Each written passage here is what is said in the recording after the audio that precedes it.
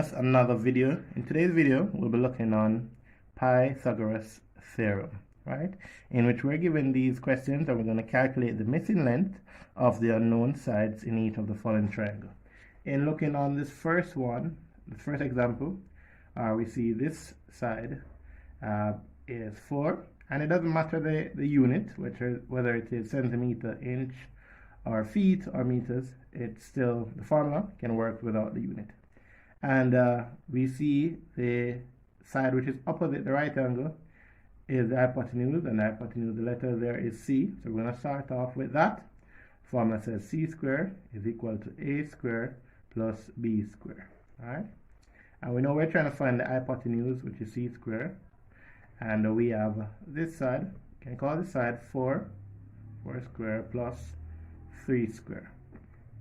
Alright, we're going to carry down the formula also. 4 squared, we know that is 16, plus 3 squared, that is 9. And we know c squared is equal to 16 plus 9, which is equal to 25. We find the square root on both sides, and c is equal to 5. Alright, and looking on this other example, alright, so in where the right angle is, we have the c, which is the hypotenuse, and we have then this other side.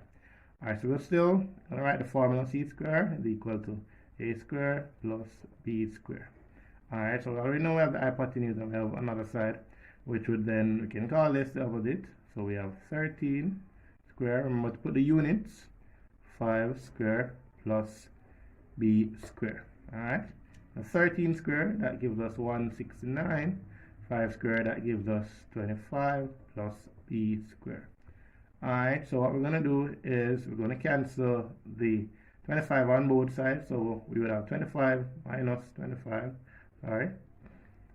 And this would cancel this. So we have 169 minus 25 is equal to b squared. Alright, so we're going to use our calculators to assist us with this. 169 minus 25, that gives us a 144 equal b squared. Squaring both sides, because we're not solving for b squared, we're solving for b. So we square both sides, the square root of 144, that's 12, equal b. Alright, we're looking at another example right here.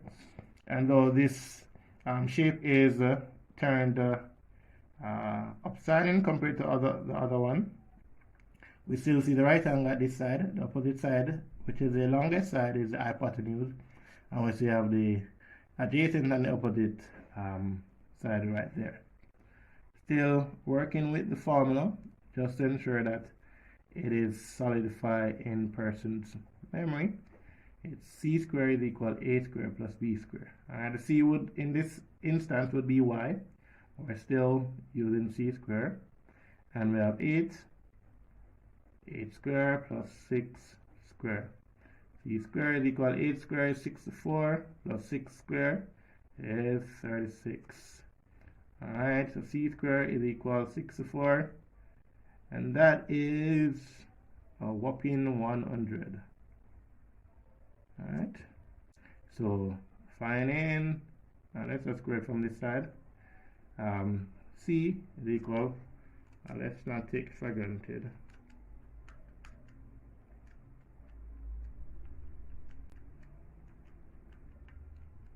and that is equal to 10. Alright, we're looking at this other example now.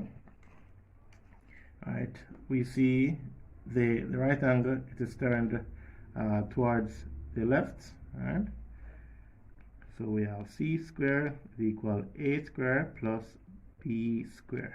Alright, and we also have the hypotenuse, and we have this side right here. We're asked to find this other side.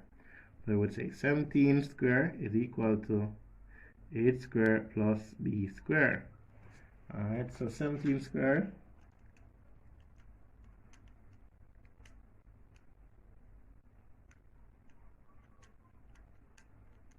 and that's 289 minus r is equal to 64.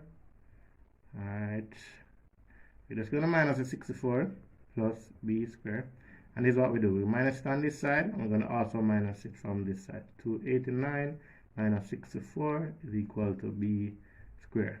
Then we have 289 minus 64.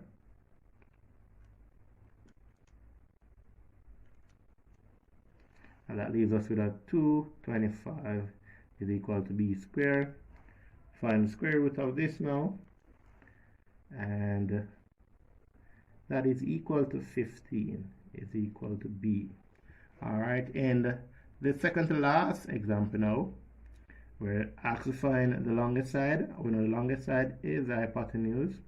Alright, so we're still working on the formula. C squared is equal to a squared plus b squared. Alright, we can use the letters, but then let us work with let's then turn this into the e. Alright, keeping to the formula, we will just use c squared is equal to a squared plus b squared. Alright, so we have c squared is equal to 9 squared plus 12 squared. C squared is equal to 9 9 is 81 plus 12 12 144. So c squared is equal to 144 plus 81. That's 225. We already know this one from the previous example. So c is equal to a whopping 15. Alright, in closing off, now we have the opposite side of the hypotenuse. We say c squared is equal to a squared plus b squared. You know, this side is the hypotenuse, so we're putting it over here. 25 squared is equal to 15 squared plus b squared. Alright, so 25 squared, that's a well-known figure, 625, and 15 squared, where did we get the 15 squared?